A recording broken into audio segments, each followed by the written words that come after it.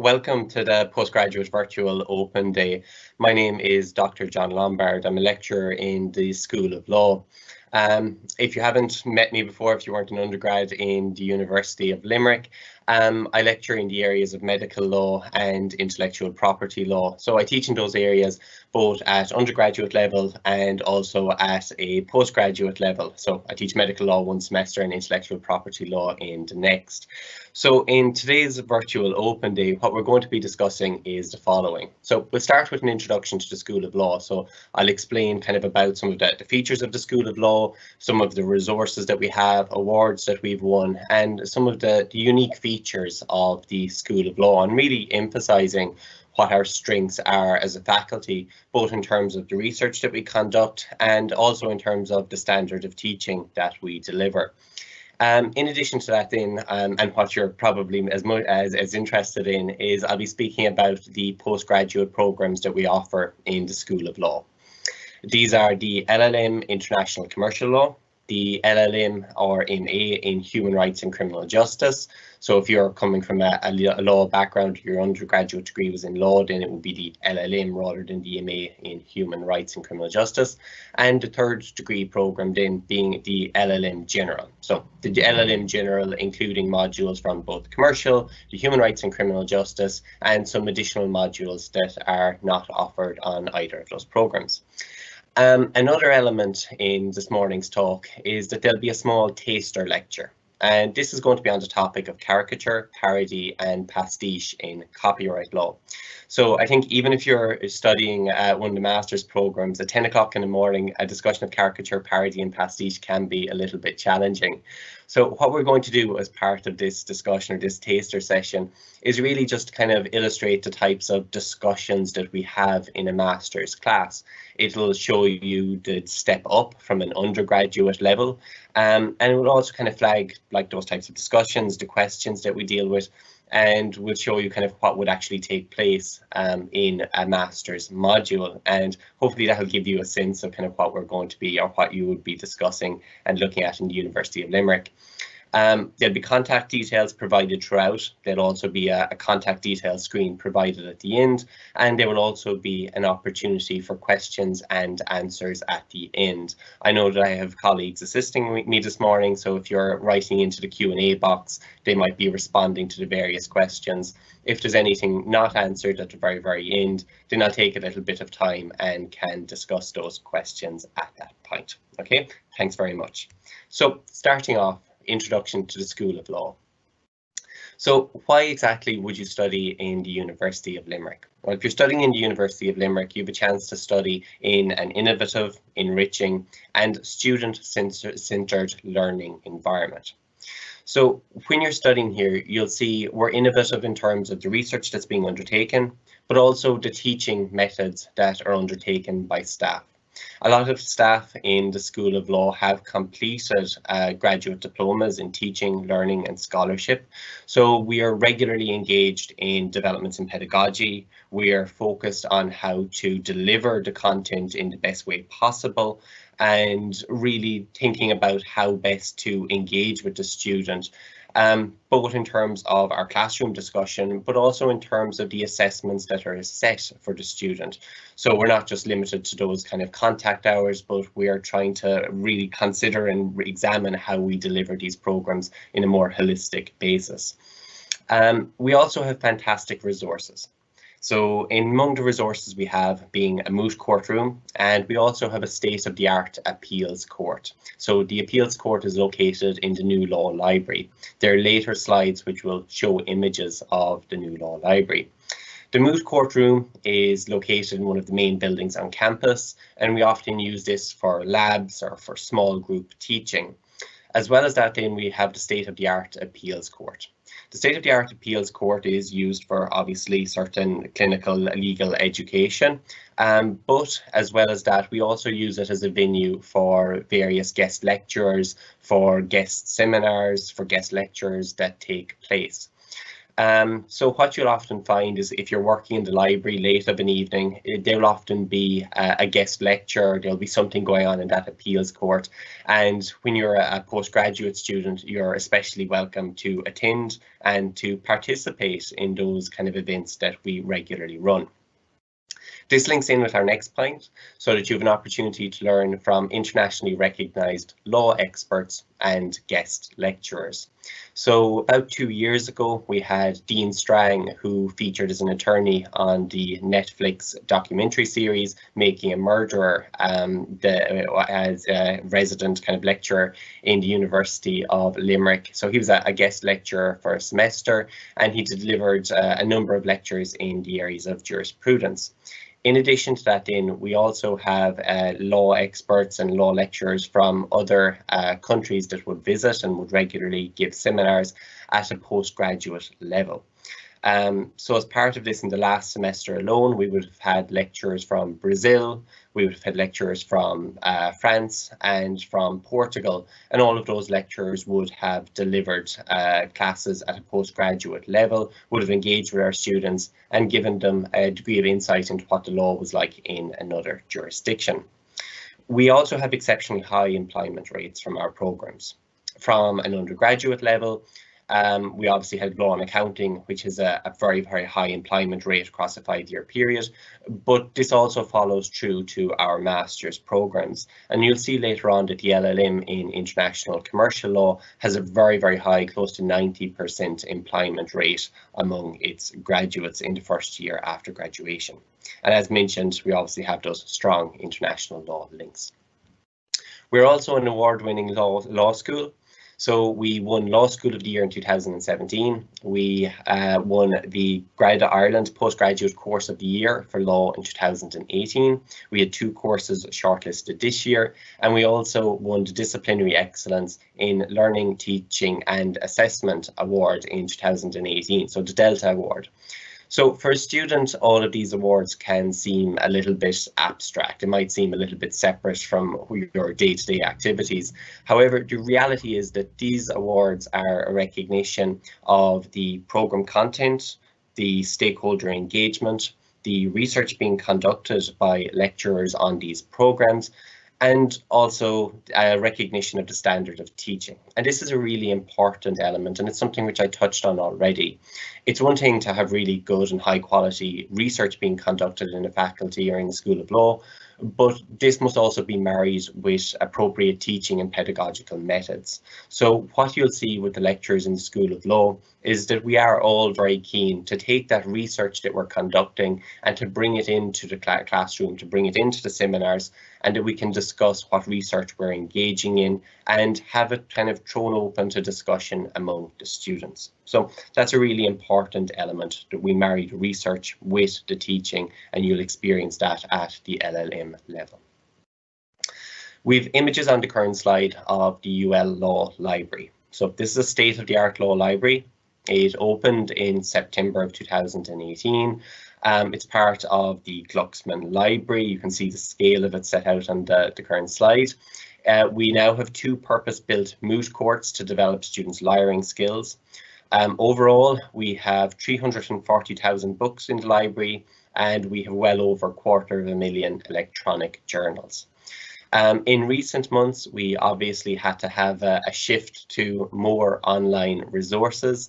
In that respect, the School of Law engaged quickly with our law librarian. We identified appropriate resources, e-books, materials, and made them available to our students as quickly as possible. So we changed over our reading lists to reflect that, and it means that now we, in addition to the physical books that we have, we also have a large amount of digital or e-books which can be accessed from any location once a student logs in to the Glucksman Library through their student portal. Other points here in relation to why law at the University of Limerick. So we have outstanding academic staff who are internationally recognised as experts in their fields. This is linked with the fact that we have active research centres and research clusters. So we have a centre for crime, justice and victim studies. So this would link in very closely with the LLM on human rights and criminal justice. We also have an international commercial and economic law group. Again, the research that would be conducted by that group would align closely with the teaching that would take place on the LLM in international commercial law. As well as that, then we have centres, or we have clusters for understanding emotions in society, and more recently we have a health law and policy research cluster established. We have competitive fees. Fees are listed on the current slide, and we also offer a scholarship to the incoming student with the highest marks that are entering the programme. The entry requirements for the LLM are set out on the current slide. So places are, it is off a competitive basis. There are limited places on each programme. In general, what is required is a second-class honours degree at a minimum in an undergraduate law degree, or in another primary degree in which the legal component accounts for at least 50% of the whole programme. In exceptional circumstances, if an applicant cannot satisfy the undergraduate requirement, they may be accepted on the basis of relevant professional experience. There are also English language requirements that must be met. This may be of particular relevance to international students. So applicants whose first language is not English must provide evidence of either prior successful completion of a degree qualification taught through the medium of English, or satisfy other criteria. So for instance, IELTS scores. So the first postgraduate programme I'm going to be discussing is the LLM International Commercial Law. This can be taken as a 1-year full-time programme or a 2-year part-time programme. The programme would obviously be particularly attractive to law graduates who wish to develop a specialisation in commercial law. And you'll see that on the next slide with the modules that are taught on this particular programme. There's particularly good employment prospects in Ireland and abroad. Over 88% of graduates are in employment within a year of graduation. Students who undertake this module or undertake this programme will develop legal research and other transferable skills, and the programme tends to focus on the increasing internationalisation of commerce.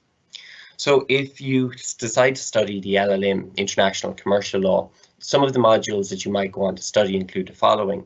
So international business transactions, law of credit and security, regulatory crime, global competition law, international protection of intellectual property, counter-terrorism law and international business, and you would also have seminars by international legal scholars and leading commercial practitioners. So from those modules, the one I can speak to is international protection of intellectual property. So I co-teach this with a colleague, Dr. Alan Cusack. And in this module, we look at issues relating to copyright, trademarks, patents, and a design law. So they are the main areas that we tend to examine on this particular programme. So on my part, I tend to look at issues relating to copyright and issues relating to trademark, and you'll get a taster later on of what those types of lectures are like and the types of discussions that take place and what it is that we focus on. Career opportunities linked with the LLM International Commercial Law include careers as a solicitor or a barrister who would specialise in commercial law, careers in academia, banking, private industry operating internationally, and also opportunities in government and European institutions. If you want further information on the LLM International Commercial Law, there's more detail on the website. The link is seen on the current screen. The course director for the programme is Ms. Sinead Eaton, and her email address is listed there, sinead.eaton@ul.ie.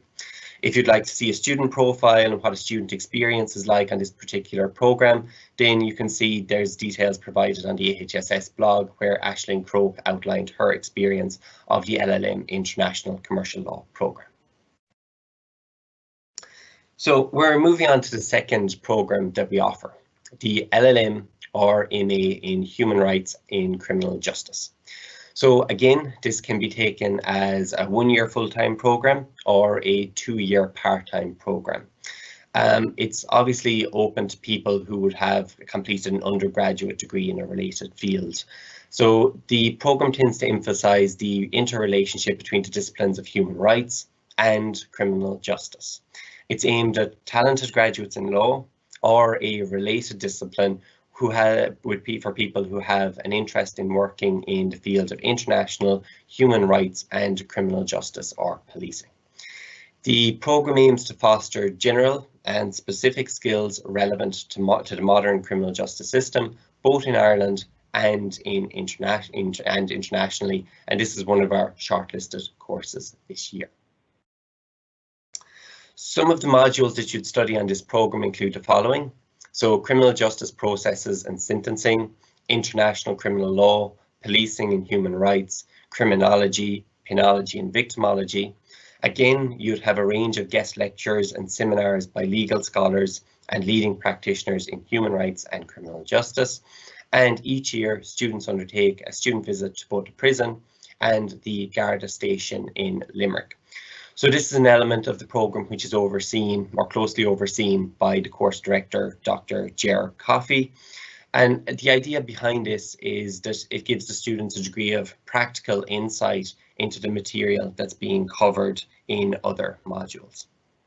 Career opportunities linked to the LLM and MA in Human Rights and Criminal Justice include careers in the legal profession, specialising in human rights and criminal justice, careers in academia.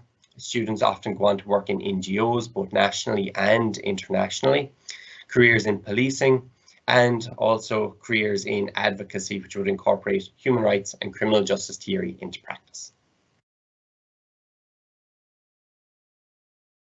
For further information on the programme, again, you can consult the law link on the website there, or contact the course director, Dr. Gerard Coffey. His email address is listed there on the screen, gerard.coffey@ul.ie. And if you want insight from a student and what a student experience is like, again, you'll find details on the AHSS blog with a profile from Michael Carmody, a former student on this programme. So the third programme to discuss is the LLM General.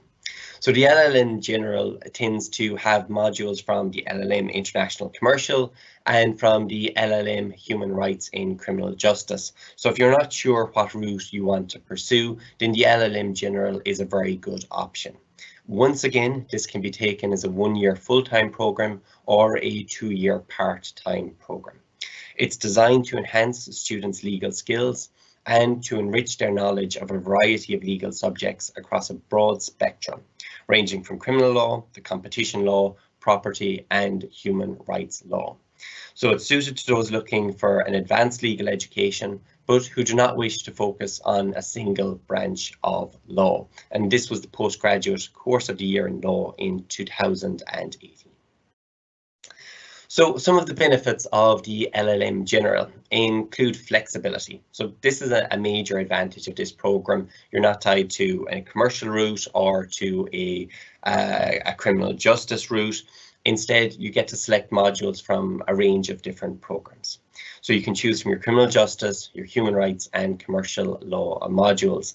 And you can see this on the student statement on the current slide from Kevin Hooley, who recognised the flexibility that the programme offered and also offering the student an ability to tailor the programme in accordance with their interests. So quite often if a student starts off in the LLM General, over time they'll kind of maybe get an idea that there's a particular area that's of interest to them. They can select modules or more modules in that area, obviously, and then can shape a thesis around that area as well. So modules you'd study on the LLM General. As mentioned, you've modules from both commercial and the criminal justice side. So the likes of the international protection of intellectual property, you've policing, human rights and criminology. But in addition to that, you also have a handful of modules which are offered exclusively on the LLM General programme. These include contemporary challenges in medical law and ethics and advanced family law. So as mentioned at the outset, I obviously lecture in the area of intellectual property, but I also lecture in the area of medical law. So I'd be the lecturer for contemporary challenges in medical law and ethics. So programs like this at a master's level are really interesting because it gives the student a degree of control over the content that we focus on. The idea of that particular module in medical law and ethics is that it responds to developments that arise. So in the next semester that we're delivering this program, we'll be focusing on issues relating to public health, and we'll have a discussion of regulations, laws in relation to COVID, the way in which standards are applied. So we're responding to what the developments are in society. So it's not a module which has just been written up once and has been left at that. Instead, the module changes even week to week, depending on what's in the news or depending on what students want to discuss in slightly more detail. So we can be responsive to those developments.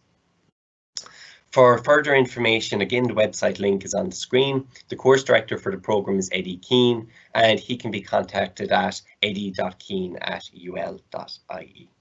Okay. So we'll be coming back later on to a questions and answers section. So if you have any questions in relation to those programs, you'll be able to discuss them or to be able to raise them, and we'll come back to them in about 10 minutes time. What we're going to do now is to give a brief taster lecture.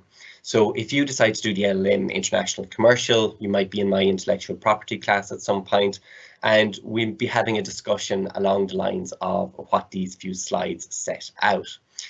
So what we're looking at here is caricature, parody and pastiche in copyright law. So this might seem as if kind of an unusual topic, but what caricature, parody and pastiche provide are defences to copyright infringement, and they're new defences. So this is something which we just added to the programme about 2 years ago. So we've discussed it the last 2 years, and we did so in response to developments at the time. So to give you a sense of what this area is and to get you up to speed, if we're looking at this in the area of copyright law, we'll be starting off with a discussion of what exactly is copyright. For anyone watching, to put it simply, copyright is a property right. It's a right which authorises a person to control the physical reproduction of a work. It gives a degree of control over the performance of a work. So protection for a work that's created, whether it's a literary work, a dramatic work, a musical or an artistic work, is automatic. You've no formal registration procedure. So if you sit down later today and you draw, you paint something or you write a short story, you don't have to go out and seek registration to protect your intellectual property. It's automatic. So this is what you have with copyright. It gives you these rights. It's a very kind of strong form of protection, but you don't have those formalities that you have to engage with. You'll get copyright protection in a work provided the work obviously satisfies some criteria. It has to be original, so you can't have it copied from someone else. It has to be tangible and fixed, so it has to be set out very, very clearly what it is that you're looking to protect, and it has to be within a category of copyright works. So generally what we mean is that it should come under be either a form of literary work, a dramatic work, a musical or artistic work, and there are rather broad categories that can capture quite a lot.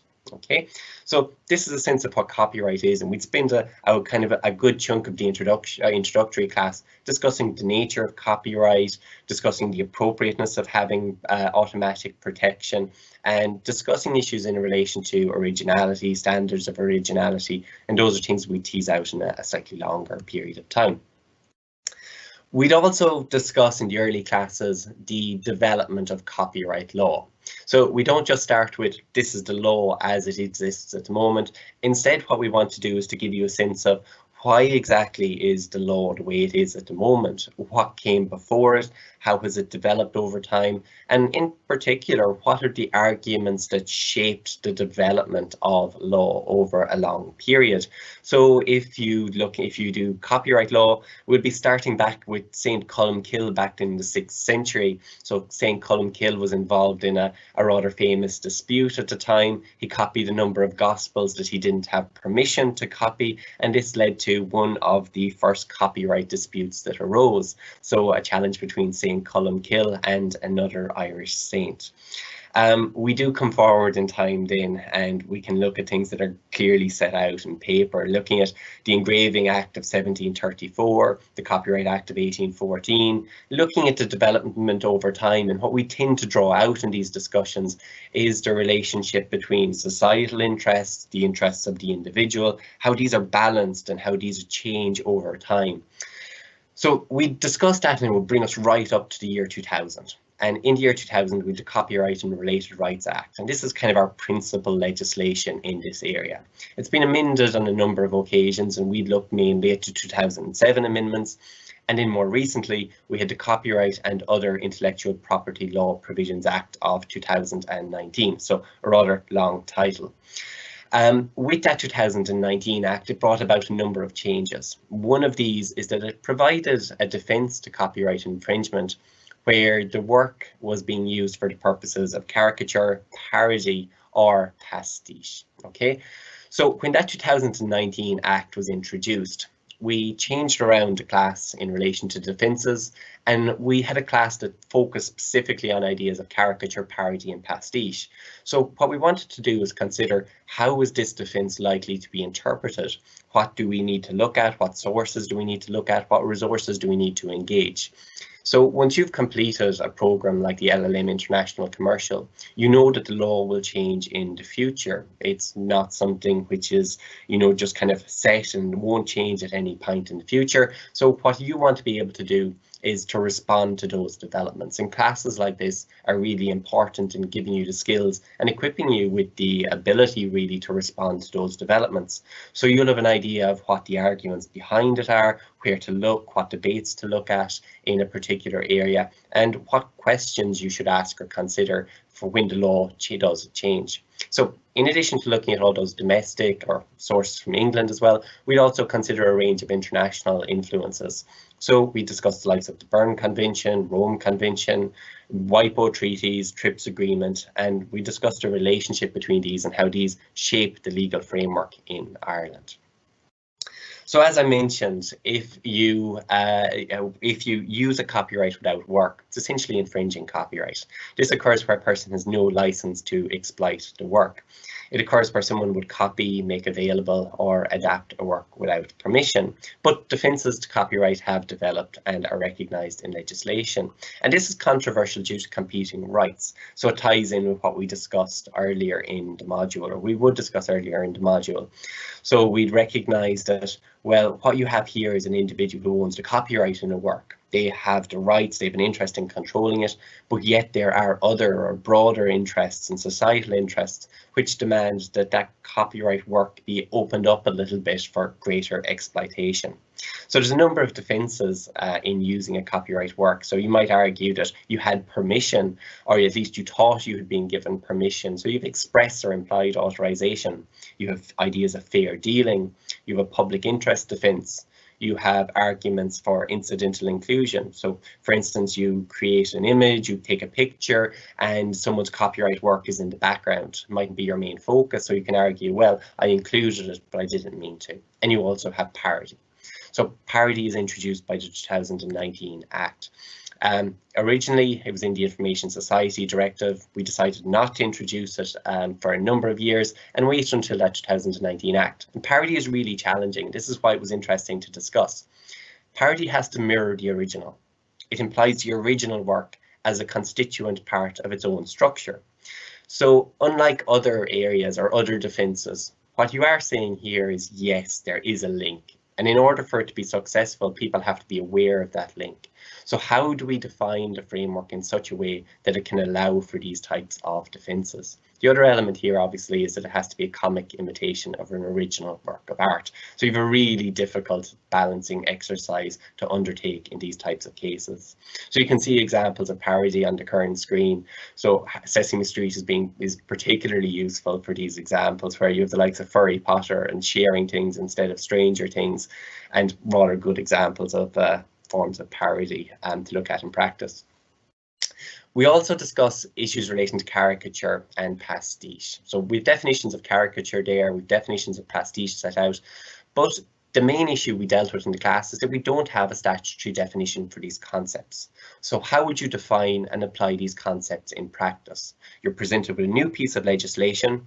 It has a new defence which hasn't been applied before. How do you interpret it and how do you go forward with it? So we looked at the relevant provision, and what we said is that our interpretation of it is likely to be shaped by a case called Diekman, a case which came from Belgium originally. So this was the next place we went.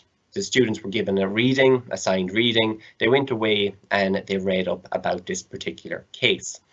So the issue in this particular case was obviously, as we come across in all of these cases, that there was an issue of copyright infringement. One side was arguing that someone had infringed their copyright, and on the other side, you had a party arguing that there couldn't have been any copyright infringement. They had a legitimate defence. So if you're looking at the current slide, you'll see on the left-hand side, which is the original image, and on the right-hand side of the screen, you'll see the modified image. So the background to this is it involved a Belgian politician, he was a right-wing politician, Johan Diekman, and he distributed copies of a calendar at a New Year's reception in Ghent back in 2011. The cover of the calendar, as you can see, was modified. It depicted the mayor of Ghent at the time, and it tended to portray a right-wing image. Naturally, if you're the original copyright owner in the work, you won't be particularly happy about this relationship or this connection being established. So the owners of the copyright in the original work argued that this infringed their copyright and it should be prevented. The argument advanced on behalf of the Belgian politician was that this simply was a form of parody, nothing more. So as the case progressed, we ended up with several questions being submitted under Article 267 of TFEU. And the questions included the following. So, is parody to be interpreted uniformly across EU member states? If so, what conditions and characteristics should a work satisfy in order to be treated as a parody? And are there additional conditions for a work to be labelled as a parody? So in relation to the first part and answering the first part, bear in mind we started off with the area of intellectual property. We then had to consider issues in relation to caricature, parody and pastiche and how they're defined. And now we're looking at an area of EU law. So it's giving you good kind of exposure to a range of different areas. So we look at the way in which it's set out and we recognise that parody is to be given is to be viewed as an autonomous concept of EU law. So it's to be given the same interpretation across all different jurisdictions. In relation to the second element, we recognise that there was two general elements that came out from it. The first is that the work should tend to evoke an earlier work, and the second point is that it should have a comic element to it. So what types of discussions would this give rise to in a class? So what we tended to focus on and what we discussed was the following. What exactly does it mean to evoke an earlier work? How do we assess humour? So one of the challenges here is that if we view it as an autonomous concept, what type of challenges does this present? Because we're essentially arguing that there's a common interpretation across Europe of what's caricature, parody, pastiche.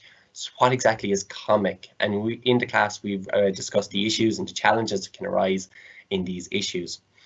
We looked at whether caricature, pastiche and parody are synonyms under this particular case and what challenges this would present. We looked at how to interpret fair balance and its relationship to fair dealing. We looked at issues about whether this type of decision opens the door to private censorship. And we also examined the role of human rights and moral rights in shaping this exception. So from a really kind of narrow base, looking at a new defence in Irish legislation, we engaged with European Union law, we engaged with issues relating to human rights, private censorship, moral rights in the context of intellectual property law. And the idea of this is that for students who engaged in this discussion, the next time they encounter a new piece of legislation, they're able to think more critically about it, to consider how it's to be interpreted, I know what resources are out there, and to really raise questions about it, how it can be interpreted and applied in the future. Okay, so that's a brief taster of what exactly we discuss in an intellectual property class at LLM level. The various points of contact are set out on the current slide. So the course director again for the LLM International Commercial is Ms. Sinead Eaton. The course director for Human Rights and Criminal Justice is Dr. Jared Coffey. And for the LLM General, it's Eddie Keane. Email addresses are on the current slide. So if you do have any questions afterwards or after this webinar ends, feel free to get in touch with them. Okay, the last slide here is just a thank you for, or sorry, there's a social media channel. So if you want more details about what's going on in the School of Law, there's lots of different ways to connect with us. So we have a Twitter account, we have a LinkedIn account, we have a YouTube account, which includes resources for incoming students, and we also have a Facebook account. So you'll find lots of different news, information on the seminars that we undertake on all of those various social media channels. And if you do have more questions and you want to reach out through social media, certainly feel free to use either the School of Law Twitter account or the Facebook account to ask any questions. Okay, so I'll say thank you at this point, and what we'll do is we'll turn over to the questions and answers portion. So see if anyone has any questions, and feel free to write in and I'll respond to them. Thank you.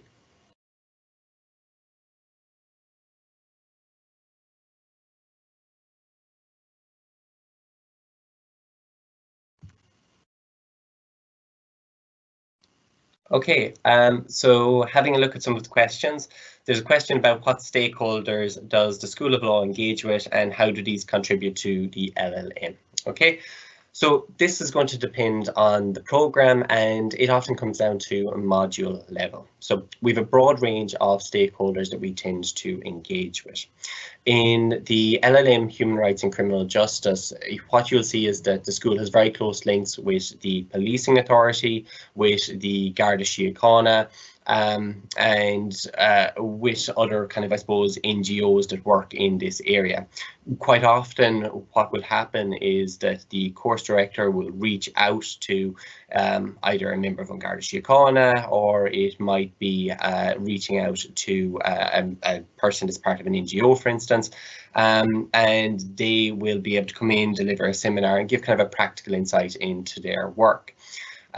So for instance, at the moment, another example would be from one of the modules I deliver in the area of medical law, for instance.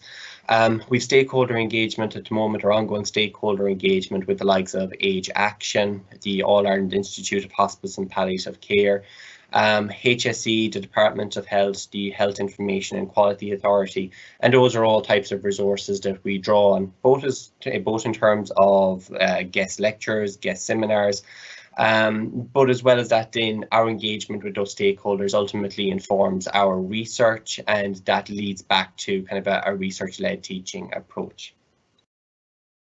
The next question here is, can I complete FE1 exams at the same time? So each year we do have a small number of students who tend to sit the FE1s at the same time.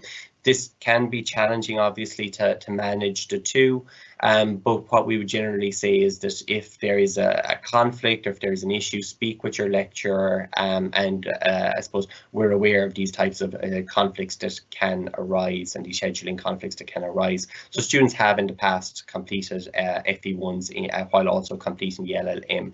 So this obviously is an advantage, because it means at the end of the year you have completed your program, you have an LLM, but you're also kind of well placed to take up whatever placement in a law firm after the completion of your degree.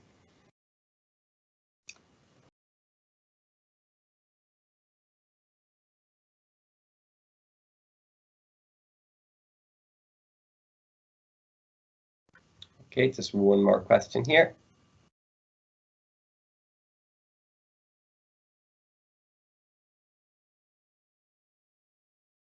Okay, I think the question there again would be maybe one that would be the person is just asking about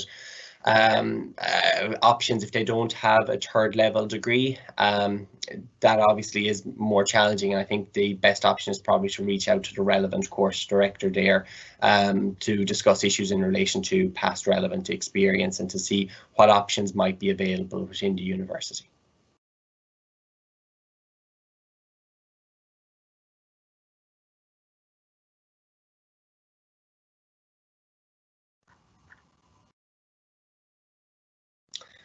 One other point, another question here, so is in relation to the thesis. So at the end, or coming up to, I suppose, the summer, in each summer, students undertake their LLM thesis. Some students will obviously have concerns about identifying a thesis topic. And I suppose there's no major concerns in relation to this. I think students will always identify a thesis topic. What you'll find is that over the course of the 2 semesters, you'll identify modules that you're particularly interested in. And quite often what my experience has been is that students will come up after a seminar and will say a particular topic was interesting, or that they found something interesting, would like to explore it at an LLM level. In general, then we tend to maybe informally discuss it and see where their LLM thesis might take them. So we always kind of, our students are always able to identify a thesis topic that's of interest to them. Each student then is obviously assigned a lecturer which will act as their supervisor for their work. I tend to meet with the students early on to get a sense of what their research is, to set out a structure and also to work with the student. So some people will prefer to have deadlines set for them. Some other students prefer a little more flexibility in terms of setting their own deadlines. And again, we respond to this and what the students ultimately want. But obviously making sure that the work is being completed and that a thesis is submitted at the end of the day. In general, I think we review each chapter the student completes about on one occasion. There are times where I probably go a little bit more than that, making sure that the work is of an appropriate standard. And I think the majority of lecturers are very accessible for students over the summer months. We recognise that this is a period where students are still academically engaged and obviously have a large body of original work to undertake, which can be challenging. So we are supportive of that.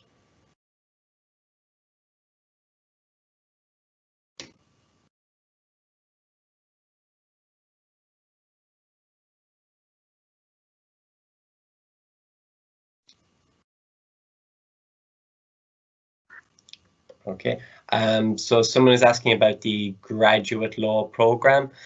So for the graduate law program, I think it would be best to reach out to the course director for that program. Person to contact is Laura Donlan, so it's laura.donlan@ul.ie, and she'll be able to explain the details of the graduate law program.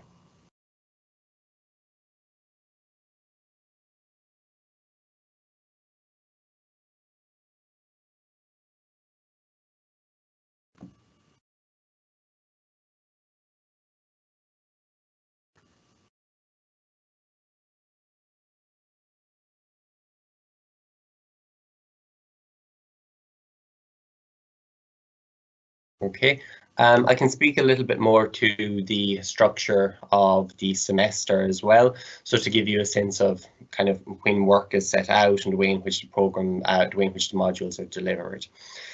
So speaking to the modules, I would deliver both intellectual property and medical law module. The first classes are generally introductory classes. So the very first week will be an introduction to the topic. We'll be setting out the various elements or the various issues that we'll discuss over the course of the semester, but it would also involve me getting a sense of what the students' levels are. So have students studied medical law, intellectual property law in the past? From that, then, what I tend to do is to rewrite rewrite and kind of use that to inform the way in which the subsequent lectures are delivered.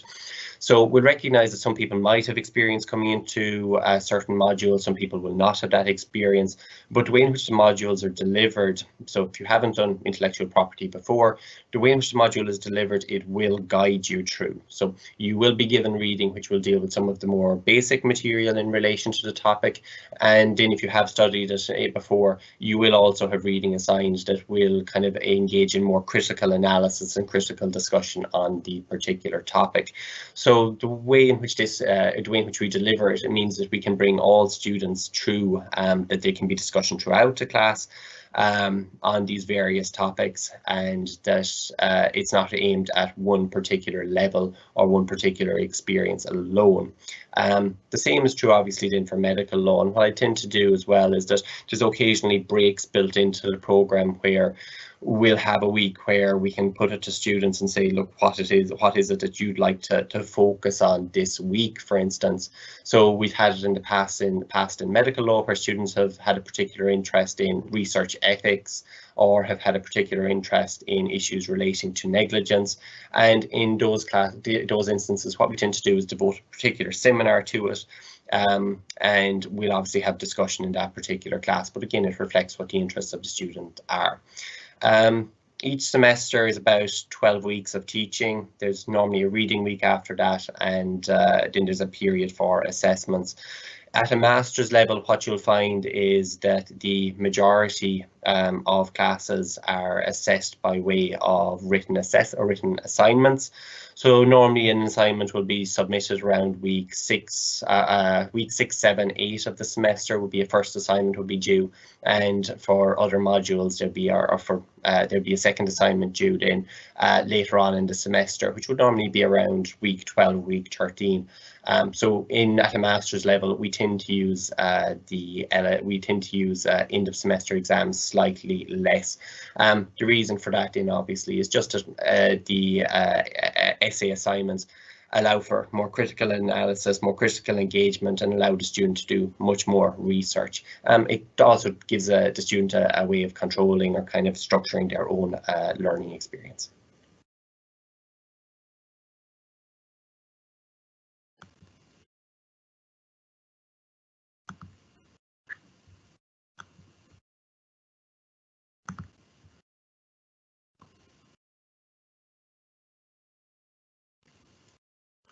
Okay, one other point to mention, I suppose, the international linkages that we have.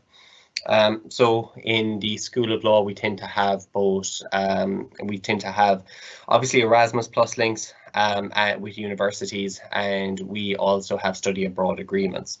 The benefit of these links, so for instance, we study abroad with the likes of Dalhousie, University of Victoria, we have the University of Texas. The benefits of these is that it means that we often host lectures from those partner universities.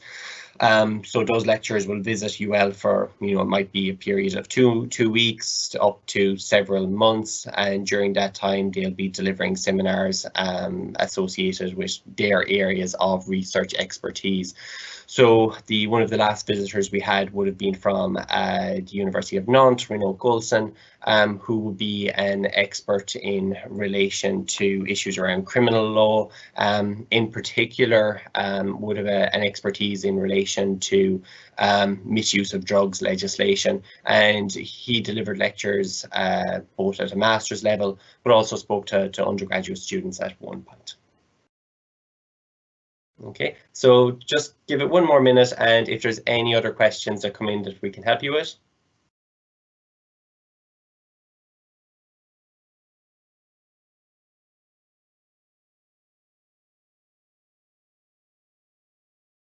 No, okay, I think we'll leave it there. If anyone has any questions, obviously feel free to get in touch with the contact details that were provided for the various course directors over the course of these slides. Thank you very much.